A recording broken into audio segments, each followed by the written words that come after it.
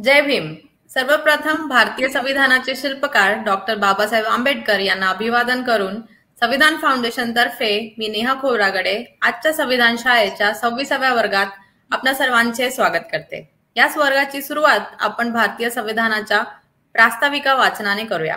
यासाठी मी संविधान फाउंडेशनचे सदस्य दीपक निरंजन सर यांना आमंत्रित करते. जय भीम. आम्ही भारताचे लोक भारताचे एक सार्वभौम समाजवादी धर्मनिरपेक्ष लोकशाही गणराज्य घडविण्याचा व त्याच्या सर्व नागरिकास सामाजिक आर्थिक व राजनैतिक न्याय विचार अभिव्यक्ती विश्वास श्रद्धा व उपासना यांचे स्वातंत्र्य दर्जाची व संधीची समानता निश्चितपणे प्राप्त करून देण्याचा आणि त्या सर्वांमध्ये व्यक्तीची प्रतिष्ठा व राष्ट्राची एकता आणि एकात्मता यांचे आश्वासन देणारी बंधुता प्रवर्धित करण्याचा संकल्पपूर्वक निर्धार करून आमच्या संविधान सभेत आज दिनांक 26 नोव्हेंबर 1949 रोजी याद्वारे हे संविधान अंगीकृत आणि अधिनियमित करून स्वतः परत अर्पण करीत आहोत. धन्यवाद. धन्यवाद दीपक सर. आजच्या शाळेसाठी आपल्यासोबत ज्येष्ठ आंबेडकरी विचारवंत आणि दलित पॅन्थर मुंबईचे संस्थापक सदस्य माननीय जे.व्ही. पवार सर आहेत. त्यांचा आजच्या वर्गाचा विषय आहे संविधानाचा दडपलेला इतिहास. सर, आजच्या शाळेत आपले हार्दिक स्वागत आहे. संविधान फाउंडेशनचे संस्थापक अध्यक्ष श्री झेड खोब्रागडे सर आणि संविधान फाउंडेशनचे सदस्य प्राध्यापक डॉक्टर महेंद्रकुमार मेश्राम सर सुद्धा आपल्यासोबत उपस्थित आहेत. मी महेंद्रकुमार मेश्राम सरांना आमंत्रित करते आणि विनंती करते की त्यांनी आजच्या माननीय अतिथींचा परिचय करून द्यावा व संविधान फाउंडेशन बद्दल माहिती देत कार्यक्रमाची भूमिका मांडावी. सर्वांना सप्रेम जय भीम. क्रांतीसूर्य डॉक्टर बाबासाहेब आंबेडकर यांना विनम्र अभिवादन. संविधान शाळेच्या 26व्या संवादामध्ये सर्वांचे मनपूर्वक स्वागत. मित्रहो, संविधान फाउंडेशन ही नॉन प्रॉफिटेबल सोशल ऑर्गनायझेशन आहे, व्हॉलंटरी ऑर्गनायझेशन आहे. संविधानाच्या जनजागृतीसाठी सातत्याने कार्यरत आहे.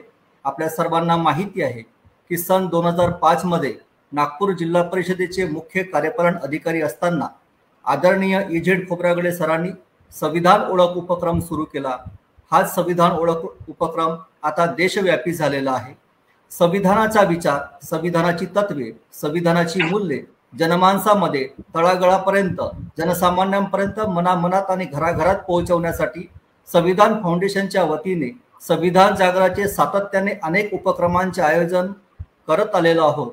संविधान फाउंडेशनच्या वतीने संविधानावर कार्यशाळा, संविधान परिषदा, संविधान संमेलन, संविधान साहित्य संमेलन, संविधानाच्या विविध विषयांवर चर्चासत्र, परिसंवाद यासह विकासाच्या विविध विषयावर सोशल ॲडव्होकेसी असा प्रयत्न संविधान फाउंडेशनच्या सातत्याने राहिलेला आहे.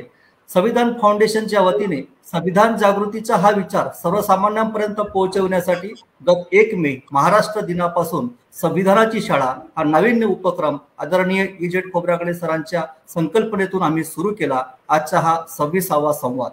या संवादात आज उपस्थित आहेत आदरणीय जे.व्ही. पवार सर.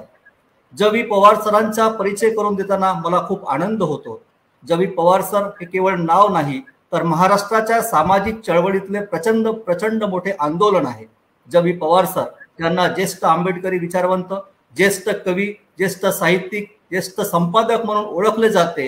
त्यासोबतच अत्यंत मोठं सामाजिक चळवळीतलं सरांचं योगदान म्हणजे दलित पॅन्थर या सामाजिक संघटनेचे सर संस्थापक सदस्य आहेत, ज्यांच्या विचारातून, ज्यांच्या प्रेरणेतून, ज्यांच्या प्रोत्साहनातून महाराष्ट्रामध्ये अनेक चळवळी आणि अनेक संघटना उभ्या झालेल्या आहेत. आदरणीय सरांनी साहित्यिक क्षेत्रात अत्यंत महत्त्वाचं आणि मौलिक योगदान दिलेलं आहे. सरांची नाकेबंदी हा कविता संग्रह 1976 मध्ये प्रसिद्ध झाला. पुढे त्याच्या 3 आवृत्त्या प्रकाशित झाल्या आणि महाराष्ट्राच्या अनेक विद्यापीठामध्ये सरांचा कविता संग्रह आजही अभ्यासला जातोय.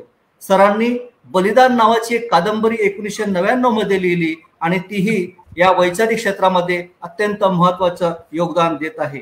रिपब्लिकन ऐक्याची शोकांतिका ही अत्यंत महत्त्वाचं वैचारिक पुस्तक सरांनी 1994 मध्ये लिहिलं. 2011 मध्ये या पुस्तकाची 2य आवृत्ती प्रकाशित झाली.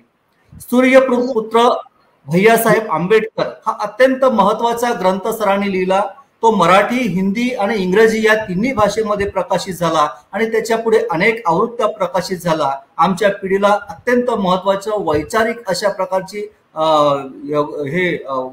योगदान आदरणीय सरांनी या पुस्तकाच्या माध्यमातून दिलेलं आहे. आंबेडकरोत्तर आंबेडकरी चळवळ हे अत्यंत महत्वाचं वैचारिक आणि चळवळीला उपयुक्त ठरणारं पुस्तक, ज्याचे 5 खंड प्रकाशित झालेले आहेत. रक्तातला टिंब हा सरांचा कविता संग्रह, त्यासोबतच सरांनी 2004 मध्ये 14व्या लोकसभेचा पंचनामा हे अत्यंत महत्वाचं पुस्तक लिहिलेलं आहे. दलित पॅंथरचा इतिहास पुढे यावा, लोकांना कळावा आणि त्यातून एक सामाजिक अभिसरण घडून यावं यासाठी दलित पॅंथर एक अधिकारिक इतिहास हे पुस्तक सरांनी लिहिलं. त्याचं हिंदी आणि इंग्रजीमध्ये सुद्धा भाषांतरित पुस्तक प्रसिद्ध झालेलं आहे. इत्यादी अनेक ग्रंथाचे विपुल लेखन सरांनी करून अत्यंत महत्वाचं साहित्यिक योगदान दिलेलं आहे. फुले आंबेडकरी साहित्य संमेलन जे नागपुरात झाले होते, 4थे संमेलन, या संमेलनाची सरांनी अध्यक्षपद भूषवलेलं आहे. अनेक नामांकित वृत्तपत्रिकांमधून, पाक्षिकांमधून, दिवाळी विशेषांकामधून सरांनी वैचारिक लेखन केलेलं आहे. अनेक कवी संमेलनाचे सरांनी अध्यक्षपद भूषवलेलं आहे. मास मुवमेंट आणि सम्य क्रांती या संघटनांचे सर मुख्य प्रवर्तक आहेत. प्रबुद्ध भारत हे अत्यंत महत्वाचं पाक्षिक, महाराष्ट्राच्या सामाजिक चळवळीत योगदान देणारं पाक्षिक, याचे कार्यकारी संपादक म्हणून सरांनी काम केलेलं आहे. विद्रोही आणि धम्मलिपीचे संपादक म्हणूनही सरांचं मोठं योगदान आहे. The big Buddhist society of India हे डॉक्टर बाबासाहेब आंबेडकरांनी स्थापन केलेली संघटना, या संघटनेचे सरांनी सचिव म्हणून अत्यंत महत्वाची जबाबदारी पार पाडलेली आहे. दलित वाङ्मय आणि दलित चळवळ या विषयावर जवळपास सर्वच विद्यापीठामध्ये आदरणीय पवार सरांचे व्याख्यान झालेले आहे. अनेक ग्रंथांचे संपादन सरांनी केलेले आहे. भारिप बहुजन महासंघ या पक्षाचे सर मुख्य सल्लागार आहेत, प्रवक्ता आहेत. बाबासाहेबांच्या 4 पिढ्यांसोबत आदरणीय जवी पवार सरांनी काम केलेलं आहे, करीत आहेत. समतेचे महाकाव्य अशा प्रकारे 5000 कवितेच्या संग्रहाचं सरांनी संपादन केलेलं आहे. अशा प्रकारे एक चालते बोलते सामाजिक चळवळीतले विद्यापीठ, ज्यांच्या प्रेरणा आणि प्रोत्साहनातून आमच्यासारखे अनेक कार्यकर्ते आजही उभे होत आहेत आणि बाबासाहेबांची चळवळ जनसामान्यांपर्यंत पोहोचवण्यासाठी बांधिलकीने काम करत आहेत. सर, आपले आजच्या संविधान शाळेच्या 26व्या संवादामध्ये मी मनपूर्वक स्वागत करतो आणि आपण आजचा जो विषय आहे संविधानाचा दडपलेला इतिहास, या विषयावर आपण संवाद साधावा अशी आपणास विनंती करतो.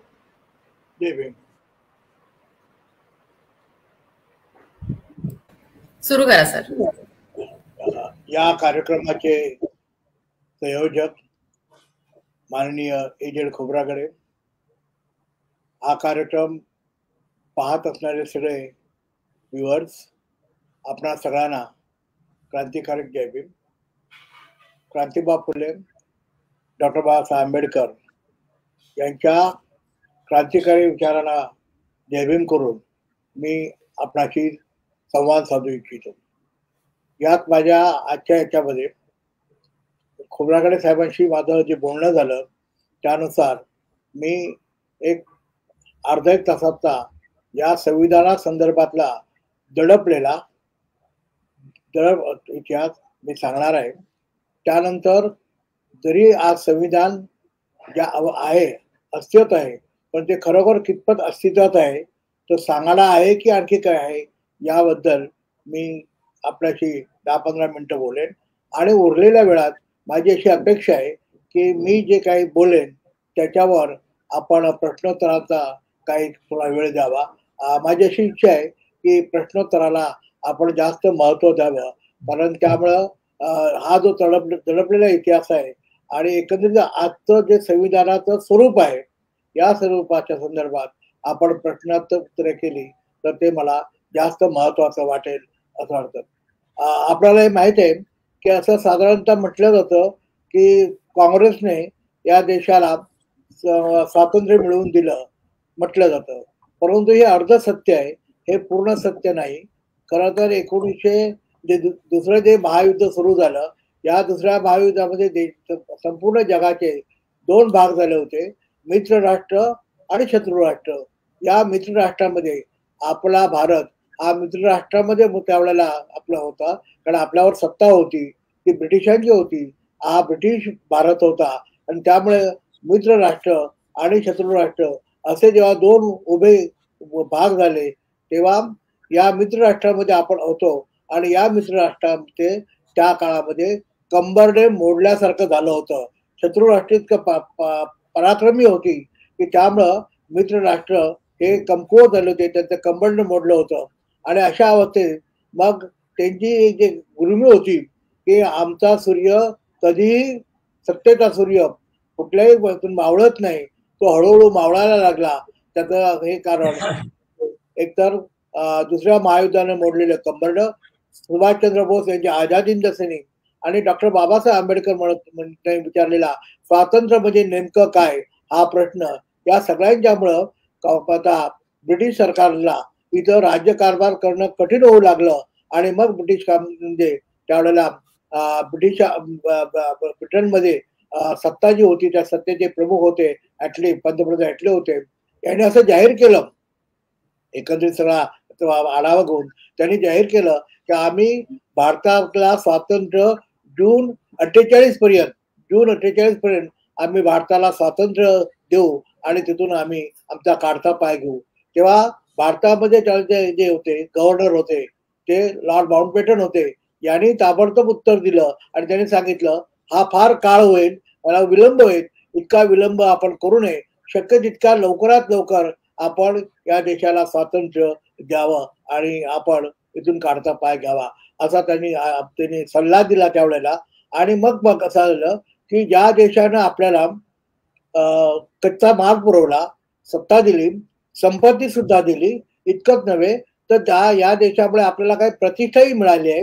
या देशाला वाऱ्यावर सोडून जाता कामा नये. आपण त्याला एक प्रकारची शिस्त लावून किंवा एक प्रकारे त्यांचे संविधान जोपर्यंत निर्माण होत नाही तोपर्यंत आपण इथून जाऊ नये असं समजून असा विचार करून त्यांनी एक संविधान समिती स्थापन करण्याचा प्रयत्न.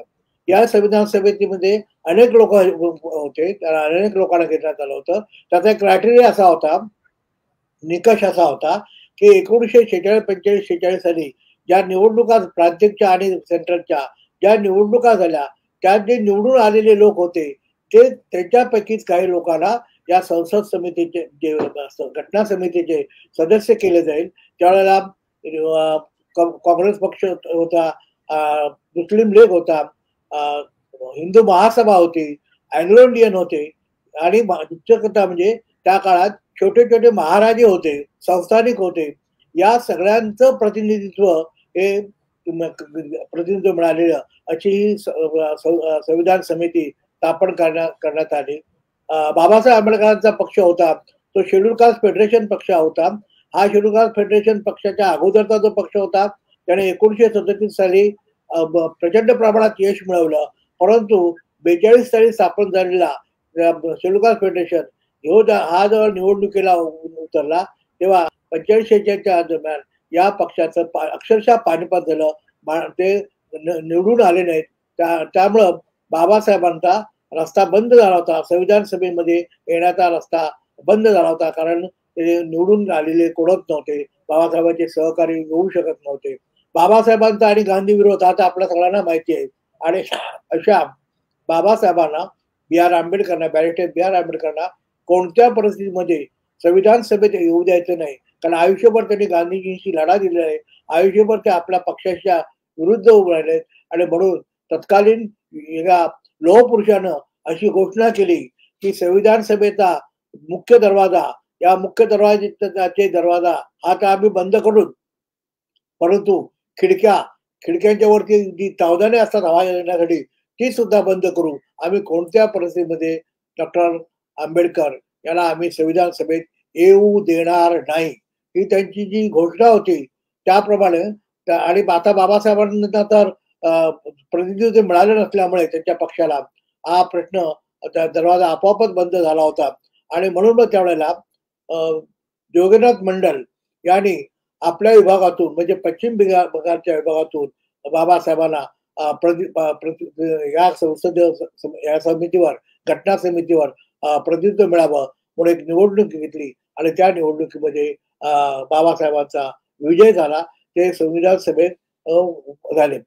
हा जो काळ आहे तो 1947च्या आधीच आहे. 1947च्या अगोदर बाबासाहेबांची या नेमणूक झाली, निवडून आले ते, म्हणजे आता ते राजमार्गाने याच्यात बसला होते. परंतु काँग्रेसने जी गर्जना केली होती आणि त्यामुळे त्यांनी एक प्रकारचं बाबासाहेब आंबेडकर या घटना समितीमध्ये बसणारच नाही असे कलुषित दावा करायला सुरुवात केली. आणि मग त्यांनी त्यासाठी एकच त्यांच्यासमोर मार्ग होता, तो म्हणजे हा जो भाग आहे, ज्या भागातून बेगुसराय नावाचा जो भाग आहे, त्या भागातून बाबासाहेब निवडून आले होते, तो भागच पुन्हा पाकिस्तानाला जोडला तर आपोआपच बाबासाहेब हे पाकिस्तानाचे त्याच्यापर्यंत हे पाकिस्तानी ठरेल, ते भारतीय प्रतिनिधित्व ठरणार नाही असा उल्लेख करून ही अत्यंत कलुषित, अत्यंत ज्याला आपण जीवघेणा असा, अत्यंत कठोर असा त्यांनी हा निर्णय घेतला. आणि त्यामुळे बाबासाहेब ज्या भागातून निवडून आले होते तो भाग पाकिस्तानाला जोडण्यात आला. बाबासाहेबांचं भारतीय संविधानातलं म्हणजे हे होतं, प्रतिनिधित्व होतं, आपोआप संपुष्टात आलं. आता त्यानंतर संविधान समिती स्थापन झाली. तिची पहिली बैठक आपल्याला माहिती आहे की ह्याच्यावर खोब्रागडे साहेबांनी खूप विचारमंथन केलं, खूप त्यांनी चर्चा घडवून आणल्यात. 9 डिसेंबर 46ला पहिली सभा झाली आणि त्यानंतर मग आता संविधान लिहायचं आहे. नेहरूंनी त्यामध्ये जे स्वप्नील भाषण केलं त्या भाषणाच्या आधारे जर देशाला जे संविधान द्यायचंय ते संविधान लिहायचं कोणी, 300-350 लोक तर संविधान लिहू शकत नाही, यांच्यापैकी कोणी लिहायचं? का जे सदस्य झाले होते ते मगाशी मी सांगितल्याप्रमाणे काही राजे महाराजे होते, काही काँग्रेसचे लोक होते आणि काही मुस्लिम लीगचे होते. या सगळ्या लोकांपैकी कोणी संविधान लिहिण्यासाठी सक्षम नव्हता.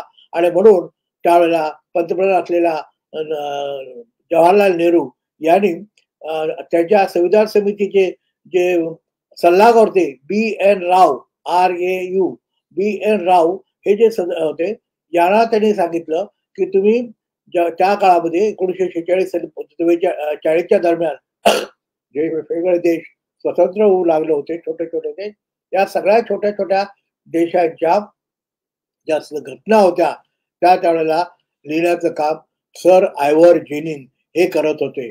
सर आयव्हर जेनिंग हे ऑस्ट्रियाचे होते आणि त्यांनी अनेक लोकांच्याकडे कॉन्ट्रॅक्ट बेसिसवर अनेक देशांच्या त्यांनी घटना लिहिल्या होत्या. त्यांच्याकडे जा आणि आपल्या देशाची घटना देऊन त्याला विनंती करा. त्याप्रमाणे B.N. राव हे सर आयव्हर जेनिंग यांना जाऊन भेटले आणि आयव्हर जेनिंगने सांगितलं की तुम्ही काखेत कळसानी गावाला काय वळसा कशाला घालता? तुमच्या देशामध्ये बॅरिस्टर B.R. आंबेडकर नावाचे घटना तज्ञ आहेत, तुम्ही त्यांच्याकडूनच घटना लिहून घ्या असं त्यांनी त्याला सांगितलं. आणि मी काही जोपर्यंत आंबेडकर विरोध करत नाही की नकार देत नाहीत तोपर्यंत मी तुमच्या देशाची घटना लिहू शकला नाही असा निरोप दिला. आता त्यावेळेला B.N. राव हे संविधान समितीचे सल्लागार जरी असले तरी नेहरूपर्यंत हा ते निरोप पोहोचू शकले नाही, कारण ते ICS अधिकारी होते. ISL आता आपण म्हणतो ते ICS अधिकारी होते. त्यांनी जर बाबासाहेब आंबेडकरांचं बॅरिस्टर B.R. आंबेडकरांचं नाव सांगितलं असतं तर नेहरूने कदाचित त्यांना त्या जागेवरून सुद्धा निलंबित केलं असतं, कारण बाबासाहेब आंबेडकर आणि गांधी हा उभा वाद त्या सगळ्यांना माहिती होता. म्हणून त्यांनी नाव सुद्धा सुचवलं नाही, ते जसे गेले आणि त्यांनी नकार दिला, एवढं ते सगळं मोकळं झाले. पुन्हा कारण की काही वर्षानंतर संविधान तर देश तर स्वतंत्र होतोय, झालाय, संविधान आता पाहिजे, मग करायचं काय? पण पुन्हा एकदा पंडित जवाहरलाल नेहरू यांच्या भगिनी विजयालक्ष्मी पंडित या ज्या होत्या त्या अँबॅसेडर, त्याला त्यांनी पुन्हा एकदा पाठवलं आणि सर आयव्हर जेनिंगकडे त्या तिथे गेल्या आणि त्यांनी जेव्हा पुन्हा एकदा विनंती केली तेव्हा सर आयव्हर जेनिंग यांनी 2 ऍडिशनल नावं दिली. ती 2 ऍडिशनल नाव अशी होती, एक होतं बॅरिस्टर तेज बहादूर सप्रू, ते UP-कडचे होते. दुसरं बॅरिस्टर M.R. जयकर, हे मुंबई प्रांतातले होते. ही 2 त्यांनी ऍडिशनल नावं दिली आणि त्यांनी सांगितलं ही 2 नावं आणि तिसरं नाव होतं बॅरिस्टर B.R. आंबेडकर. हे तिन्ही बॅरिस्टर, या तिन्ही बॅरिस्टरपैकी त्यापैकी एकाने कोणीतरी लिहिली तर माझा प्रश्न आहे. त्यांनी कोणीही नाही लिहिली, त्यांनी तो मुद्दामाशीवर घातली, त्यांनी कोणीही लिहिली नाही तर मी घटना तुझी लिहून देईन, तुमच्या देशाची घटना लिहून देईन, पण त्यासाठी मला मूळ माग म्हणजे मी म्हणेल ती मला तुम्हाला रक्कम द्यावी लागेल. ते एक प्रकार व्यापारी होते आणि विद्वत्तेचे पुजारी पण होते आणि म्हणून त्यांनी त्याची अट घातली की पहिला प्रथम या ठिकाणा ज्यावेळेला विजयालक्ष्मी पंडित भारतात परत आल्या आणि त्याने नेहरूंना सांगितलं त्याच क्रमाने म्हणजे पहिले तेज बहादूर सप्रू हे तेज बहादूर सप्रू ज्याला आता आपण युपी म्हणतो या युपी परिसरातले होते त्यांना ते काही लोक भेटले आणि त्यांनी सांगितलं की आपण आमच्या देशाची भारत देशाची आपण संविधान लिहावं असं त्यांनी सांगितलं. तेव्हा ते तर तेज होते बहादूर होते आणि ब्राह्मणातील सर्वश्रेष्ठ अशा सप्रू जातीचे होते. परंतु त्यांनी पाहिलं की माझ्या युपी मध्ये आता आजच्या युपी मध्ये ही तिथे अनेक भाषा आहेत, अनेक वेगवेगळ्या प्रकारच्या चालीरीती आहेत, रिवाज आहेत, वेगवेगळ्या प्रकारची संस्कृती आहेत. या सगळ्या लोकांना तिथे मी एका सूत्रात बांधू शकत नाही. युपीतल्या लोकांना तिथे अख्ख्या देशातल्या लोकांना मी एका सूत्रात बांधू शकत नाही. त्याला ते कळत होतं की आपण लिहू शकत नाही, लिहिणंच आपल्या आवाक्याबाहेरचं आहे. परंतु ब्राह्मण असल्यामुळे किंवा उच्च ब्राह्मण असल्यामुळे ते मी नाही कसं म्हणणार. त्यामुळे त्यांनी नकार देण्यासाठी त्यांनी हे बघा माझे पाय कसे, माझे हत्तीसारखे पाय झालेत, हा कसा मला रोग आहे, तो कसा मला हे आहे, असं करून त्याने तो नकार दिला. त्यानंतर M.R. जयकर हे मुंबई प्रांतातले होते आणि मुंबईतच राहत होते. मुंबईतील गिरगावातील गावबावाडी राहतील एक भाग आहे त्या ठिकाणी ते राहत होते. त्यांच्याकडे लोक गेले. त्याला सुद्धा त्याला असं वाटलं की साधा आपलं एक मुंबई शहर जरी म्हटलं तरी मुंबई शहरामध्ये जे मेट्रोपॉलिटन आहे, कॉस्मोपॉलिटन आहे, यातल्या सगळ्या लोकांना मी एकत्र बांधू शकत नाही. तिथं अख्ख्या देशाला एका सूत्रात काय होणार. आणि त्यावेळेला त्यांना आणखी एक पुन्हा एक मोठी पोस्ट त्याला खुणावत होती. त्याच वर्षी पुणे विद्यापीठाची स्थापना होणार होती आणि त्यालाही विचारण्यातही आलं होतं की तुम्ही पुणे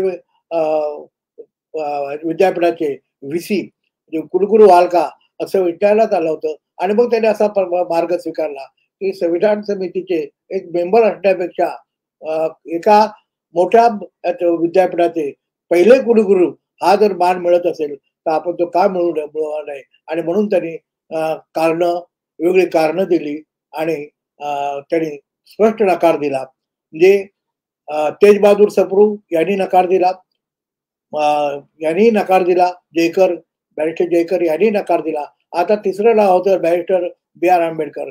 त्यांच्याकडे गेलंच नाही असं जर आयवर जेनिंगला कळलं तर ते पुन्हा एकदा घटना लिहून देणार नाहीत. म्हणून मग हळूच एक दिवस गांधीजींचा मूड पाहून नेहरूंनी हा शब्द गांधींच्याकडे काढला आणि त्यांनी सांगितलं की आयवर जेनिंगचं म्हणणं आहे की या तिघांनी लावा. तिघापैकी दोघांनी नकार दिला. आता तिसरा माणूस उरलाय बॅरिस्टर B.R. आंबेडकर. त्यांना आपण घटना लिहिण्यासाठी विनंती करू शकतो का. गांधीजीने त्यावेळेला दुधात साखर पडेल असा बोलून त्यांनी मान्यता दिली. खरं तर गांधी आणि आंबेडकर हा वाद आपल्याला सगळ्यांना माहिती आहे. असं असून सुद्धा त्यांनी मान्यता दिली. बरं, मान्यता दिल्यानंतर त्यांना असेंब्लीमध्ये आणायचं कसं, कॉन्स्टिट्यूट असेंब्लीमध्ये आणायचं कसं. आणि त्यासाठी मग त्यावेळेला मुंबई प्रांताचे पंतप्रधान बाळ गंगाधर खेर होते. त्या बाळ गंगाधर त्यावेळेला मुख्यमंत्र्याला पंतप्रधान म्हटलं जायचं. आता आपण मुख्यमंत्री म्हणतो, CM म्हणतो. त्यावेळेला जे पंतप्रधान होते त्या बाळ गंगाधर खेर यांना आजच्यासारखं मोबाईल वगैरे असं नव्हतं, परंतु ट्रंकॉल करून पिपी ट्रंकॉल करून त्यांना विनंती केली आणि सांगितलं की कोणत्या परिस्थितीत या तारखेपर्यंत या माणसाला रद्द करा, त्याचं प्रतिनिधित्व रद्द करा आणि त्याच्याऐवजी B.R. आंबेडकर याला समितीवर, घटना समितीवर त्यांची नियुक्ती करा आणि अमुकच्या बैठकीमध्ये त्यांचा B.R. आंबेडकर हे त्या बैठकीला हजर राहतील अशी व्यवस्था करा. त्याप्रमाणे त्यावेळेला बाळ गंगाधर खेर यांनी तशी व्यवस्था केली. बाबासाहेब आंबेडकरांना निवडून आणलं आणि मग 30 ऑगस्ट 1947 या दिवशी एक ज्याला आपण ड्राफ्टिंग कमिटी म्हणतो त्या ड्राफ्टिंग कमिटीची बैठक झाली. या कमिटीमध्ये 7 लोकांची नियुक्ती झाली. या 7 पैकी एक डॉक्टर B.R. आंबेडकर हे होते. आणि मग पुढे या 7 लोकांनी पुन्हा असा विचार केला की आपल्या या 7 लोकांपैकी आपल्या 7 लोकांचं नेतृत्व कोणी करावं, अध्यक्ष कोण, म्हणजे ड्राफ्टिंग कमिटीचं ते अध्यक्ष कोण व्हावं याच्यावर केला. तेव्हा अय्यंगार स्वामी पुन्हा म्हणाले, why we should here and there when Ambedkar is with us. आपण डॉक्टर बी आर आंबेडकर यांनाच आपला ड्राफ्टिंग कमिटीचे चेअरमन का करू नये, असं करून त्या दिवशी डॉक्टर बाबासाहेब आंबेडकर यांची ड्राफ्टिंग कमिटीच्या चेअरमनपदी नियुक्ती झाली. आता ज्या बाबासाहेबांना घटना समितीमध्ये एन केन मार्गाने यायचंच होतं, एन केन प्रकारे अंडर एनी सर्कमस्टन्सेस घटना समितीमध्ये यायचं होतं, त्याचं हे कारण होतं की आपल्या लोकांना भविष्यामध्ये ज्या काही तरतुदी असतील त्या घटनेमध्ये जर तरतुदी असतील तरच त्या कायमच्या राहतील, अदरवाईज राहणार नाहीत. म्हणून त्यांना घटना समितीत येणार होतं. त्यासाठी त्यांनी मेमोरंडम दिले, बाहेरून त्यांनी आडावडी केली, परंतु बाबासाहेब आता होत होते. आता मात्र ते आतमध्ये आले. आता त्यांच्यासमोर प्रश्न होता की मी माझ्या लोकांसाठी यावं अशी इच्छा असताना आता पूर्ण देशाची जबाबदारी त्यांच्यावर आली आणि बाबासाहेबांच्यातला जो राष्ट्रभक्त होता, जो देशभक्त होता, त्या देशभक्त जागा झाला. आणि मग त्यांनी त्या काळात त्यांच्याकडं मंत्रिपद होतं. आपल्याला माहिती आहे, मंत्र्याला दिवसभराचं त्याचं ऑफिसचं काम करावं होतं, त्याला दिवसभर अभ्यागतांशी बोलावं लागतं, वेगवेगळ्या अधिकाऱ्यांशी बैठका चर्चा कराव्या लागतात, मिटिंग घ्याव्या लागतात. असं असताना देखील बाबासाहेब दिवसभर बिझी असायचे आपल्या त्या राज्यामध्ये मंत्रालयाच्या कामात आणि रात्रभर जागून. त्यानंतर आपल्याला माहिती आहे त्यांना वेगवेगळ्या प्रकारचे विकार होते, ज्याला आज आपण डायबिटीज म्हणतो. तो डायबिटीज मोठ्या प्रमाणात होता, त्याला अनेक रोग होते, परंतु बाबासाहेब आंबेडकरांनी त्यावेळेस त्यांना जी मदत केली, त्यामुळे बाबासाहेब बराच काळ, म्हणजे नेहरू म्हणायचे मी 18 तास काम करतो, बाबासाहेबांनी किती तास काम केलं असेल याची आपल्याला कल्पना येणार नाही. परंतु असं बाबासाहेबांनी ती घटना एक हाती त्यांनी स्वतःच सगळी ती लिहिली आणि हे मान्य घटना समितीचे चेअरमन जे होते डॉक्टर राजेंद्र प्रसाद, त्यांनी 26 तारखेला त्यांनी ते मान्य केलं. आता जो वर्ग आहे तो देखील 26वा आहे. माझं जे आता व्याख्यान आपण ठेवलंय ते 26 तारखेला आहे आणि घटना समितीमध्ये बाबासाहेबांचं जे भाषण, अत्यंत महत्वाचं जे भाषण आहे ते सुद्धा, जे आपल्याला सगळ्यांना माहिती आहे, मी रिपीट करत नाही, ते भाषण सुद्धा 26 तारखेला झालंय. आम्ही योगायोग म्हणणार नाही, परंतु ती मला मिळाली सुसंधी असं म्हणतो, कारण आज 26 तारखेलाच मी जे 26 तारखेच्या संदर्भातला हा 26वा वर्ग मी वर्गासाठी आपण मला इथे शिक्षक म्हणून नियुक्त केलं आहे. मी आपला आभार मानतो. म्हणजे अशा प्रकारे बाबासाहेब घटना समितीमध्ये आला हा इतिहास कोणी सांगत नाही. त्याचं कारण असं की बाबासाहेबांनी ते घटना समिती आले कसे, त्यांनी एकट्यानेच कशी लिहिली. मधल्या काळात आपल्याला माहिती आहे अनेक कोल्हेकुळी व्हायची.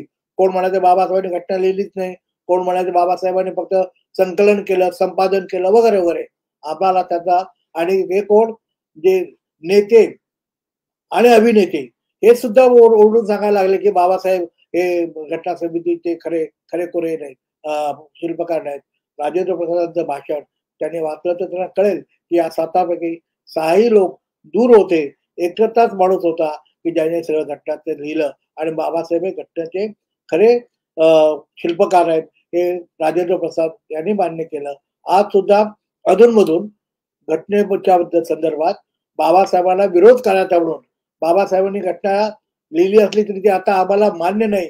त्याचं एक कारण, पहिली गोष्ट म्हणजे बाबासाहेबांनी त्यांच्याच एका स्मृतीला, घटनेला म्हणू आपण, संविधानाला म्हणू, 25 डिसेंबर 1927 या दिवशी जाळलं होतं. आणि असा आपला संविधान जाणणारा माणूस आपण संविधानाच्या निर्मितीचा त्याला श्रेय का द्यायचं?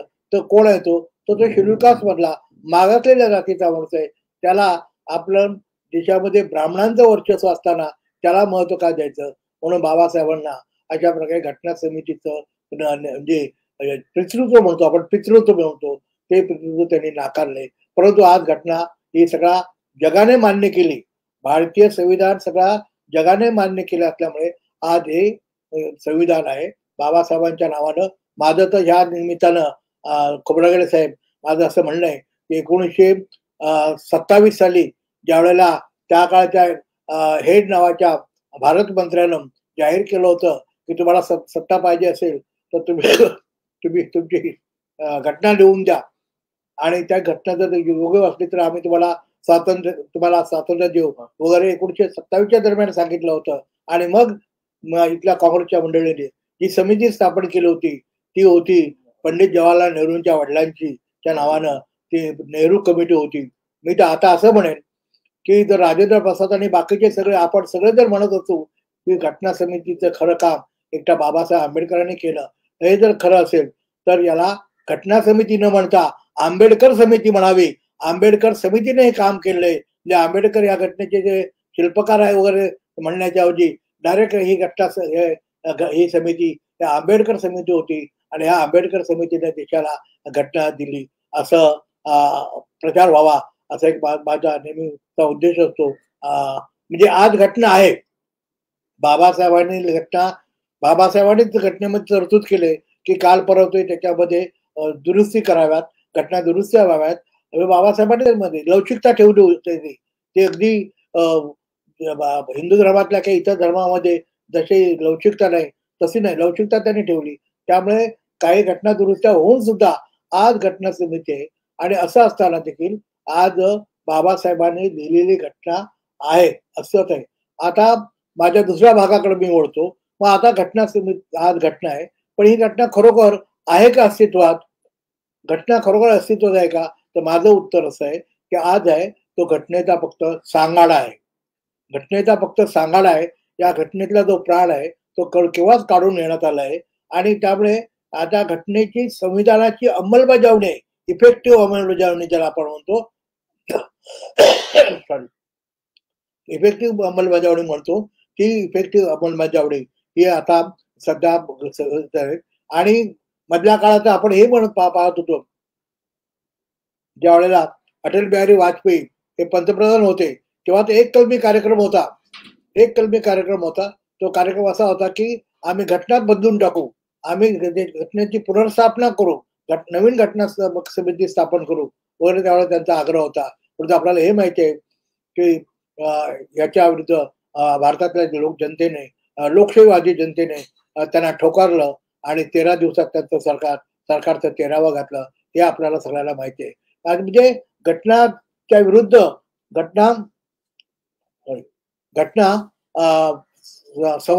घटनेचं पुनर्मापन करणं वगैरे या सगळ्या गोष्टी किंवा घटनाच नाकारणं या गोष्टी अधिकारच्या नाहीत. परंतु 2014 नंतर आपण पाहतोय हा आता घटनेचा निव्वळ सांगाडा राहिलाय. मग आता घटना आहे का? मी साधी प्रश्न विचारतो. मी अगदी तुम्हाला फार खोलात जात नाही. आणि आपण सगळ्यांना पाहतोय 2014 पासून जो काय प्रकार चाललाय ते आपण पाहतोय. त्यामुळे बाबासाहेबांचं संविधान आज अस्तित्वात नाही. कित्येक लोक तर आपल्याला माहिती आहे की दिल्ली सारख्या ठिकाणी संविधानाची प्रत सुद्धा जातात. हे आपण पाहिलंय. आज एक साधारण उदाहरण देतो. जर आज संविधान जर अस्तित्व असतं तर रिझर्वेशन नावाचा जो प्रकार जो बाबासाहेबांनी आरक्षण होती, हे आरक्षण हे संविधान मध्ये आरक्षणाची तरतूद आहे. आम्ही तसंच ठेवलंय. पण संविधानाचा प्राण काढून टाकायचा असेल तर मग काय करतात? राखीव जागाच कशा नष्ट होतील यासाठी प्रयत्न करतात. आणि मग ज्या सरकारी नोकऱ्या होत्या या सरकारी नोकऱ्या नष्ट करून त्याच्यावर प्रायव्हेटायझेशन कसं करता येईल, खाजगीकरण कसं करता येईल, हे खाजगीकरण केल्यामुळे या रिझर्वेशन असून सुद्धा नसल्यासारखं झालेलं आहे. हे आपण पाहतोय. उदाहरणार्थ रेल्वे खाते हे सरकारी खाते आहे. तर हे जर रेल्वे जर उद्या कुठल्याच एखाद्या बड्या उद्योजकाला जर विकून टाकण्याचा प्रयत्न चाललाय, तसं जर विकलं तर मग त्याच्या तो नवीन जो काही यंत्रणा येईल, नवीन जे काही इस्टॅब्लिशमेंट येईल, हे नवीन इस्टॅब्लिशमेंट हे म्हणजे आरक्षणाच्या जागा म्हणजे 15 असतील, 7.5 असतील किंवा ओबीसीच्या जागा असतील त्या भरण्याचं त्यांच्यावर बंधनकारक नाही. म्हणजे घटना आहे त्याची ठेवायची, परंतु घटनेतले ते सगळा जो प्राण आहे तो काढून टाकायचा असा सगळा प्रकार चाललेला आहे. आणि त्यासाठी आपण पाहतोय एअर इंडिया असेल, बाकी सगळं अनेक गोष्टी. मी फक्त आरक्षण हा एक मुद्दा फक्त आपल्याला सांगितला. असे सगळे जे वाक्याचं आपण पाहिलं तर एक लक्षात येईल की हे घटनेतला जो प्राण आहे तो काढून टाकण्याचा प्रयत्न केला जातोय.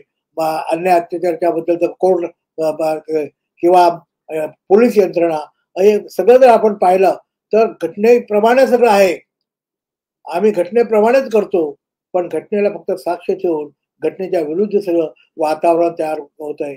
मी त्याच्यावर भाष्य करण्यासाठी आपल्या समोर आलो नाही.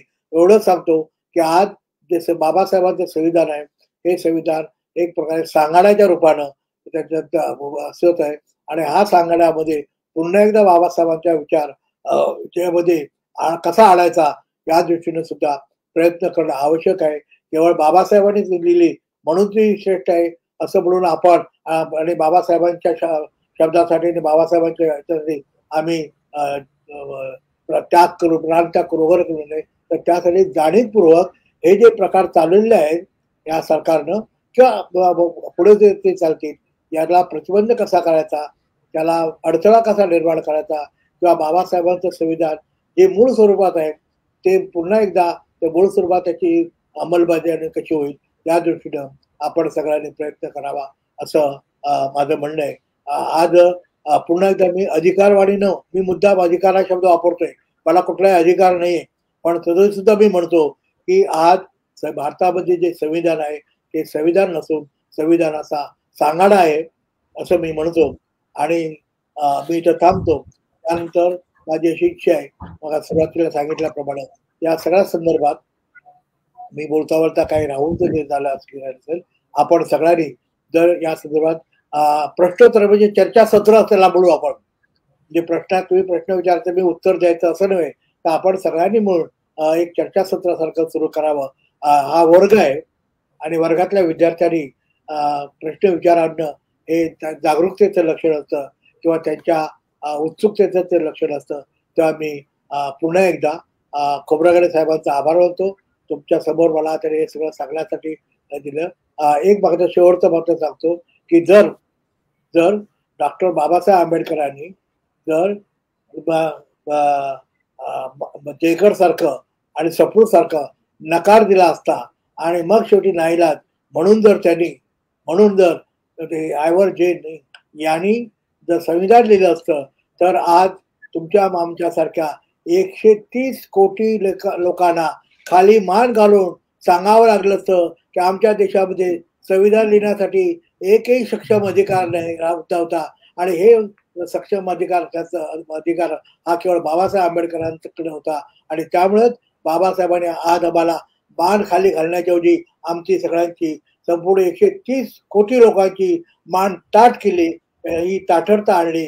मान बाबासाहेब आम्हा सगळ्या देशवासीयांचे मानबिंदू ठरले हे मात्र आपण सगळ्यांनी लक्षात घ्यावा, याची नोंद घ्यावी आणि मी तर थांबतो. जय भीम. सर, आपण जे म्हणालात की संविधान हा सांगाडा ठरतो आहे. आता परवाच प्रधानमंत्री यांनी कुशीनगरच्या अधिधम्म सभेमध्ये एक भाषण केलं होतं आणि ते भाषणात असं म्हणाले की गौतम बुद्ध भारतीय संविधानाचे प्रेरणास्त्रोत आहे. आता एकीकडे संविधानाच्या बद्दलचं खूप कौतुक, खूप महानता, जगात भारताचं संविधान आहे, इतकं सुंदर संविधान कोणत्याही देशाचं नाही असं पण म्हटलं जातं आणि एकीकडे राज्यकर्ते जे सत्तेवर आहेत तेच संविधानाच्या अंमलबजावणीकडे त्यांचं दुर्लक्ष आहे. तर आपल्याला असं वाटतं का की एक संविधान लागू झाल्यानंतर संविधानाच्या अधिकारांची, कर्तव्याची जी जनमानसामध्ये आपण जागृती करायला पाहिजे होती, ती सरकारच्या पातळीवर असेल की मग समाजाच्या पातळीवर असेल, असं करण्यात आलं नाही आणि त्यामुळे खरा इतिहास संविधानाचा, जसं आता आपण सांगितलं की दडपलेला इतिहास असं अतिशय महत्वाचे आहे की ती आंबेडकर समिती, आता आम्ही पण प्रशासनामध्ये बघतो एखादी समिती नेमली की ते त्या समितीचे जे अध्यक्ष असतात त्याच्या नावाने आहे, हा आयोग अमक्याचा आयोग, ही समिती अमक्याची आहे. तर एक नवीन पैलू आपण या ठिकाणी मांडलात. तर एक मग हे संविधान हा फक्त सांगायला राहू नये, त्याची नीट अंमलबजावणी सगळ्या कायदे मंडळातले लोक असतील, कार्यकारी यंत्रणेतले असतील, ज्युडिशियरीचे असतील, इव्हन मीडिया असतील, आणि आपण नागरिक म्हणून, शेवटी हे भारताचं संविधान आहे, आम्ही भारताचे लोक असं म्हणतो. तर हे जागृती करणं समाजामध्ये आवश्यक आहे. आणि जी संविधान राबवणारी यंत्रणा आहे, कायदे राबवणारी, त्यांच्यामध्ये एक त्यांच्यावर दबाव निर्माण करणारी की त्यांनी कायद्याने काम करावं. म्हणजे आजच्या परिस्थितीमध्ये नेमकं सांगाडा जो ठेवला आहे तो सांगाडा न राहता त्याचं जे अस्तित्व नाकारलं जात आहे, तर नेमकं काय केलं पाहिजे, तर पुढची दिशा आपली कशी असली पाहिजे की आपण संविधानाला त्याची जी अस्मिता आहे, संविधानाचं अस्तित्व आहे, संविधान हे सगळ्या लोकांसाठी आहे, तर हे लोकांमध्ये पसरवून लोकांना जागृत करून त्यांनी संविधानाच्या रक्षणासाठी काम केलं पाहिजे, अंमलबजावणीसाठी. आपला इतका जो अनुभव आहे, राजकीय अनुभव पण आहे, काय वाटतं सर आपल्याला? पहिली गोष्ट एक मान्य केली पाहिजे की बाबासाहेबांच्या काळात म्हणजे घटना समितीच्या काळामध्ये जे राजकीय नेते होते ते प्रगल्भ होते, ते कुठल्याही पक्षाचे असोत पण ते प्रगल्भ होते. आणि ते त्यांच्या लक्षात आलं होतं की जे ज्या सरनामा आता आपण वाचला त्या सरनाम्यावरून त्यांच्या लक्षात आलं की आपला जो हिंदू धर्म आहे तो नाकारला जातोय आणि मागच्या वाटेनं बुद्ध धर्म किंवा बुद्ध तत्वज्ञान हे लादलं जात आहे. हे जाणण्या इतपत ती मंडळी हुशार होती, जाणकार होती. मग ते अगदी त्या काळातले काँग्रेसचे असतील का आणखी हिंदू महासभेवाले असतील. आणि म्हणून जाणीवपूर्वक जसं मधल्या काळामध्ये तुम्ही शाळामधून जे ज्याला आपण प्रार्थना गीत वगैरे म्हटलं जातं तशा प्रकारे तुम्ही हे याचं पिरॅम्बल याचं जे वाचन केलं होतं, त्या पिरॅम्बलची लोकांना आठवण करून देण्यातच आली नाही. ती जर आठवण करून देण्यात आली असती तर कदाचित त्या आपल्या हिंदू धर्माच्या विरुद्ध आपण भूमिका घेतोय असं त्याला वाटलं असतं. हुशार लोक होते, त्यामुळे त्यांनी त्याच्यावर जाणीवपूर्वक दुर्लक्ष केलं. जाणीवपूर्वक दुर्लक्ष केल्यामुळे झालं काय, या घटना समितीचा जो पिरॅम्बलमध्ये जे पूर्ण घटना जी आलेली आहे, पिरॅम्बलमध्ये जी सगळी पूर्ण घटना आलेली आहे ती लोकांसमोर गेलीच नाही. आणि मग निवडणुकीच्या राजकारणामध्ये लोकशाही म्हणजे काय, तर 5 वर्षातून निवडणूक येणं एवढ्याच पुरतं मर्यादित राहिलं. या ज्या घटना ज्या पिरॅम्बलमध्ये जी लोकशाही होती ती लोकशाही आलीच नाही. आता माझं असं म्हणणं आहे की यासाठी आता काय करायचं, तर यासाठी आता मी प्रमाण कमी असेल पण मी आशावादी आहे. प्रमाण कमी आहे पण मी आशावादी आहे. आमच्याकडे मुंबईच्या सारखा अगदी सेंट जेवियर सारख्या कॉलेजमध्ये जे सुद्धा जे कॉलेज उच्चवर्णीय उच्च स्तरीय त्यातल्या ज्या मुली ज्या मॉडर्न ज्याला म्हणून आपण मॉडर्न एकच शब्द वापरतो, मॉडर्न मुली आहेत, त्या मुलींच्या त्या रस्त्यावर संविधानाच्या संदर्भात येतात आणि त्यांच्या हातामध्ये जेबीमचं म्हणजे कार्ड असतं, म्हणजे प्ले कार्ड असतं आणि बाबासाहेबांचं त्या जयकार करत असतात. त्यांनी बाबासाहेब त्या जातीत त्या जन्माला आलेल्या नाहीत. मी जातीचा मुद्दाम उल्लेख करतो, परंतु तरी सुद्धा त्यांना नव्यानं त्याची काहीतरी जाणीव होते मॉडर्न मुलींना, मॉडर्नला. आणि म्हणून मला असं वाटतं त्याचं कारण असं की ते आंबेडकर वाचू लागले आणि जसं आंबेडकर वाचला जाईल, पचवला मी असं म्हणणार नाही, पण आंबेडकर जसा वाचला जाईल तसा बाबासाहेबांचं या संविधानाचं महत्व येईल. ते यायला पाहिजे होतं सुरुवातीपासून, ते नाही आलं. ते एक मोठ्या प्रमाणात त्याच्यावरती गफलत झाली, चूक झाली की जाणीवपूर्वक ते करण्यात आले. परंतु ही गफलत पुन्हा होणार नाही.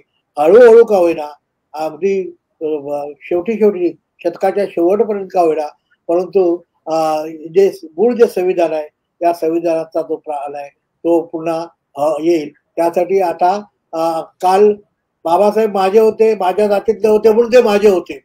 आज ही प्रक्रिया नष्ट होत आहे. माझ्या जातीतले आहेत म्हणून ते मोठे नाहीत, तर ते कुठल्याही जातीचे असोत त्याचा विचार हा मोठा आहे म्हणून ते माझे आहेत.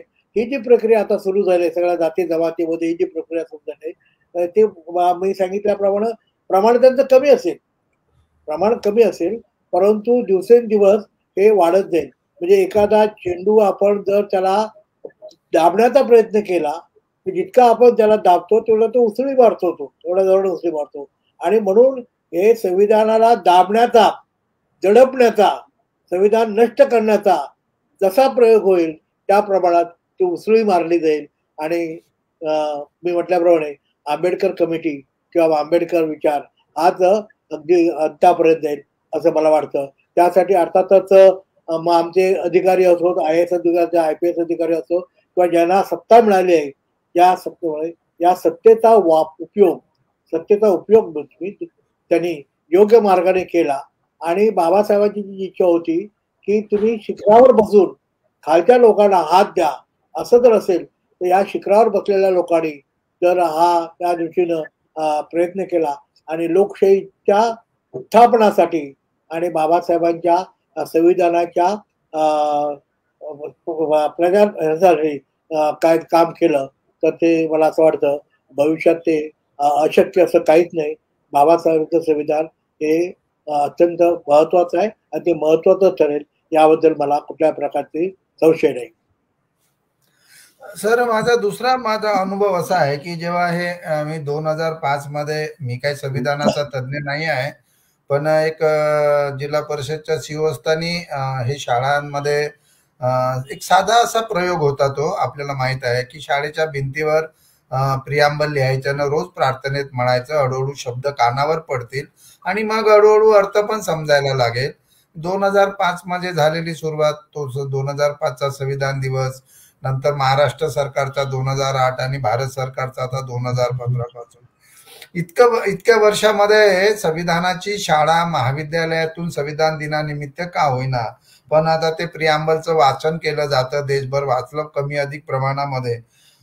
आम्ही पण असं लक्षात येत आहे की सरकार पण आपण महाराष्ट्राच्या सरकारबद्दल बोलूया, इतर ठिकाणचं ठीक माहित नाही मला, पण पुरोगामी सरकार, शिवाजी महाराज, महात्मा फुले, शाहू महाराज, बाबासाहेब आंबेडकरांचं नाव घेणारं सरकार, ह्या सरकार सुद्धा संविधानाची महाराष्ट्रामध्ये जनजागृती किंवा अभियान राबवण्यासाठी, आता मी सातत्याने पत्रव्यवहार करत असतो. आताच मी मुख्यमंत्र्यांना पण पत्र पाठवलं की आता स्वातंत्र्याचं एक अमृत महोत्सवी वर्ष आहे. तर ह्या अमृत महोत्सवी वर्षामध्ये आपण स्वातंत्र्याचा इतिहास सांगत असताना आपल्याला संविधानाचा पण इतिहास सांगितला पाहिजे. संविधानाने जर देशाचा कारभार चालतो, संविधानाची शपथ घेऊन सगळे राज्यकर्ते राज्यकारभार करतात, लोक कल्याणाचं असं आपण आपली चर्चा असते आणि ते सत्य आहे. पण मग हे महाराष्ट्र सरकारमध्ये पण इतकी उदासीनता आहे की संविधानाचा जागर ह्या ज्या मोठ्या प्रमाणामध्ये व्हायला पाहिजे. फक्त एक दिवस संविधानाचं प्रियांबल वाचून होणार नाही. तर शिक्षकांमध्ये ते कितपत रुजलं आहे, प्राध्यापकांमध्ये कितपत रुजलं आहे आणि विशेषतः शासनामध्ये काम करणारा जो अधिकारी कर्मचारी, मी आता त्या व्यवस्थेत होतो म्हणून सांगतो की जोपर्यंत संविधानाचे नीतिमूल्य हे अधिकारी कर्मचाऱ्यांमध्ये आणि त्यातल्या त्यात वरच्या पातळीवरच्या लोकांमध्ये रुजत नाही, तोपर्यंत ज्याला गुड गव्हर्नन्स म्हणतो, चांगलं प्रशासन, जे लोककल्याणाचं प्रशासन, जे शोषणमुक्त प्रशासन, भ्रष्टाचार मुक्त प्रशासन, तर हे घडत नाही. तर मला असं वाटतं, माझी आपल्यालाही विनंती आहे, मी ते व्हॉट्सअपवर आपल्याला पत्र पाठवतो. मी माननीय मुख्यमंत्री आणि माननीय वर्षाताई गायकवाड आणि हायर एज्युकेशन मुख्य सचिवांना पाठवला, परत मी खूपदा पाठवत राहतो. तर जरा त्यांना जर आपण सांगितलं की तुम्ही जरा याचं एक वर्षभर अभियान राबवा ना, म्हणजे त्याच्या मूलभूत गोष्टी, जसं आपण हा इतिहास, संविधान निर्मितीचा इतिहास लोक आपापल्या परीने सांगत असतात, अर्धवट सांगतात, आपल्या सोयीचं सांगतात. तर खरा इतिहास मांडला पाहिजे आणि विशेषतः प्रियांबलचा अर्थ समजून, नुसतं प्रियांबल विषय घेऊन जर महाराष्ट्रभर जर आपण त्याच्या जागृतीचं अभियान चालवलं, इतर अभियानाबरोबर, या स्वातंत्र्य महोत्सवाच्या अभियानाबरोबर, तर मला वाटतं त्याचा एक चांगला परिणाम होईल. आणि महाराष्ट्र सरकार जर पुरोगामी आहे, विचारांचं जर आहे, तर त्यांनी ते करून दाखवलं पाहिजे. त्याच्यामध्ये ज्यांच्या हातात सत्ता आहे, मंत्री आहेत, ते पण त्या विचाराचे आहेत. तर आपण जरा त्याच्यामध्ये मला वाटतं पुढाकार घ्यावा, आपल्या शब्दाला किंमत आहे काय, म्हणजे कसं करायचंय, म्हणजे लोकांपर्यंत जोपर्यंत जाणार नाही, लोकांना समजणार नाही, त्याचं महत्व कळणार नाही, तोपर्यंत मनातला जातीभेद आणि हे सगळं निघणार नाही. माझा अनुभव प्रशासनातला असा आहे की वरच्या लेवलवर काय सगळ्याच लेवलवर प्रचंड जातीवाद आहे. म्हणजे त्यांना संविधान बाबासाहेब फार महत्वाचं वाटत नाही. ते जोपर्यंत महत्वाचं, आपण जे खूप सुंदर सांगितलं की बाबासाहेब वाचल्याशिवाय आपल्याला त्याचं महत्व कळणार नाही संविधानाचं.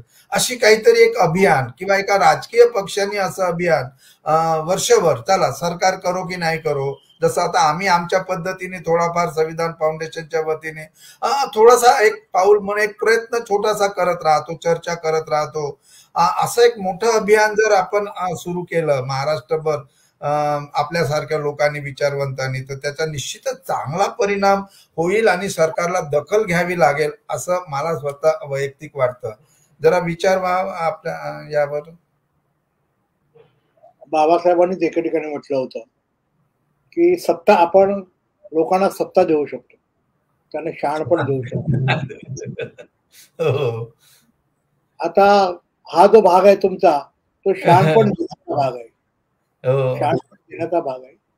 मग मी सांगायला उत्तर देताना बघा आरक्षण सांगितलं, हा एकच मुद्दा. आता आपणच बोललात की एखादी सत्ता ग्रहण करायची असेल तर आपण शपथ घेतो. शपथ घेताना अगदी आपण संविधानाची साक्ष काढतो, संविधानाला स्मरून वगैरे असं पण काय.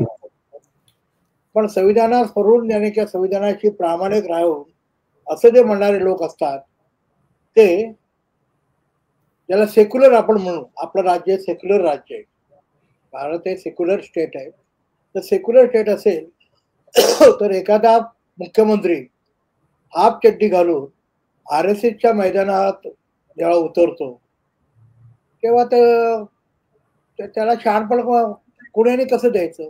शहाणपण काही एखादं इंजेक्शन नाही की ते इंजेक्शन मारलं की त्याला शहाणपण आलं. किंवा एखादा केंद्रीय मंत्री हाफ चड्डी घालून ज्यावेळेला RSSच्या रॅलीमध्ये उतरतो तेव्हा तो विसरतो की आपण सेक्युलर आहोत. जो आपण ज्याच्या रॅलीमध्ये उतरतो त्याला जर हिंदू राष्ट्र तयार करायचं असेल तर आपण हे विसरतो. त्यामुळं माझं असं म्हणणं आहे की हा सगळा जो भाग आहे हा शहाणपणाचा भाग आहे. आणि ते शहाणपण माणसाची मेंदूची मशागत केल्यावर, मी हा शब्द मशागत वापरतोय, आम्ही खेड्यातले लोक आहोत, खेड्यातून आम्हाला शेतीची मशागत करणे म्हणजे काय ते माहिती. त्यामुळं या मेंदूची मशागत जोपर्यंत होत नाही, या मेंदूमध्ये जे काय आतमध्ये आधी साठलेलं आहे ते जोपर्यंत बाहेर पडत नाही आणि त्याची जागा आंबेडकर विचार, मी आंबेडकर विचारावर मर्यादित ठेवतो, तो जोपर्यंत होत नाही तोपर्यंत होत नाही. आणि तुम्ही जे म्हणालात की आमच्यासारख्याने काहीतरी करावं, मला वाटत नाही की आमच्या पत्रांची दखल कोण घेईल अशी. तुम्ही यंत्रणेचा एक भाग होता, रिटायर्ड का होईना IAS होता, त्यामुळे तुमच्या प्रश्नाची काही प्रमाणात तिथला जो कोण क्लार्क असेल तो म्हणेल कधी कधी ह्या साहेबांच्या हाताखाली आपण काम केलंय, किमान पुढं तरी जाऊ द्या. ते पुढं काय गेल्यावर ते कुठे जाईल ते बघतच नाही. पण आमच्यासारख्याने जर पत्रव्यवहार वगैरे केला तर त्याला केराची टोपली देईल, हे आम्हाला माहिती आहे. कारण सरकार कुणाचं आहे, सरकार कसं आहे, ती याच्या यंत्रणेमध्ये बसणारा माणूस कोण आहे, तिथं तो डेस्क ऑफिसर असला तरी तो कुठल्या प्रवृत्तीचा आहे, त्या डेस्क अधिकाऱ्याला जो अधिकार असतो तो कधी कधी सेक्रेटरीला सुद्धा अधिकार नसतो. इतकं त्याचं ते प्रोसिडिंग जे त्याला आपण म्हणतो ते, माझी मिसेस डिपार्टमेंटला होती त्यामुळे मला माहिती आहे खालून कसं वरती जातं. गवई बंधूंच्या डोळे प्रकार नाही, मी दलित पंथाच्या वतीनं गवई बंधूंचे डोळे प्रकरण ज्यावेळेला इंदिरा गांधीपर्यंत घेऊन गेलो तेव्हा एका साध्या पोलीस स्टेशनच्या PSI पण नव्हता, साधा, त्याने त्याचा जो रिमार्क होता, त्याचं ते ड्राफ्टिंग होतं, तेच पुढे वरती गेलं, अगदी IG पर्यंत गेलं, चॅलेंज नाही. त्यामुळे असं आहे की त्या यंत्रणेमध्ये कोण माणसं आहेत. आता यंत्रणेत माणसं काल आमची येत होती पण आता बंद होईल. तुम्ही किमान IAS पर्यंत, IAS तरी झालात, आता आय एस होण्यासाठी काय काय आता डायरेक्ट येणार आहे आय एस. माझ्या मुलाने तुमची एकदा मुलाखत घेतली या संदर्भात.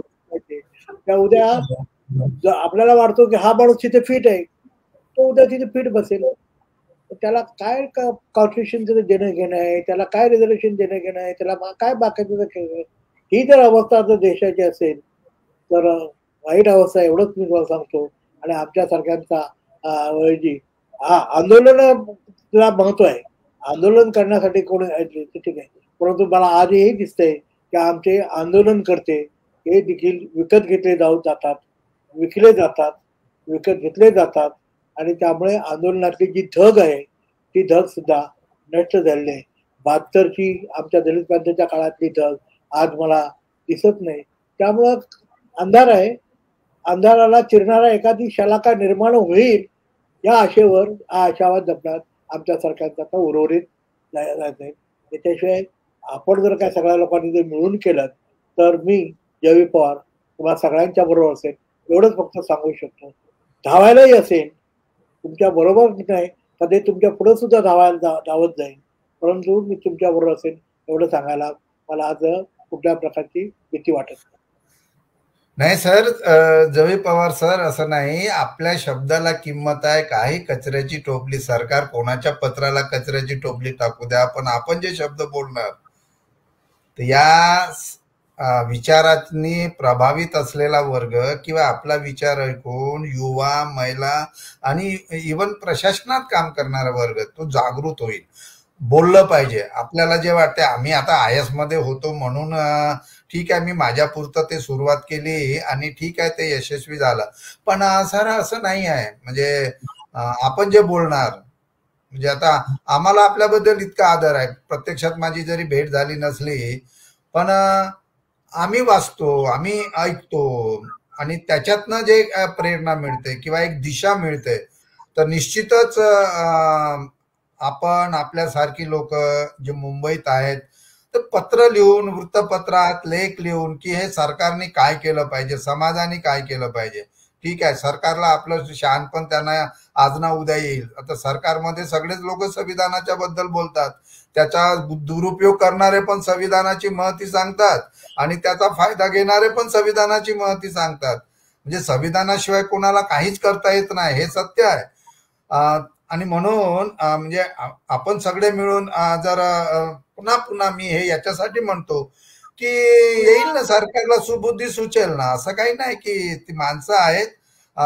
कधीतरी आपण मुख्यमंत्र्याला जरा वेळ घेऊन बोललात की नाही तुम्हाला हे करायचं आहे, करतील, आज नाही करतील, कदाचित उद्या करतील किंवा नाही करतील. पण आपण मला असं वाटतं की एक जे संविधानाचा सांगाडा जर झाला, तुमच्या पत्राची करावं लागेल. पत्राची प्रत पाहायला पाठवत जा किंवा इंडोर्समेंट तरी करून आपण ते पत्रावर होऊ शकते असं नाही. म्हणजे असा प्रयोग आपण सातत्याने बोलत राहिलं पाहिजे. आपण चर्चा करायची असेल तर माझी अशी विनंती आहे की त्याने आणखी चर्चेला चर्चेत भाग घ्यावा. आपण एक तास आपला संपलेला आहे, पण तरी सुद्धा कोणाला सर कन्क्लूड करू मग आपण. खूप जयवीर पवार सर, अजून काही मुद्दा मांडायचा सर?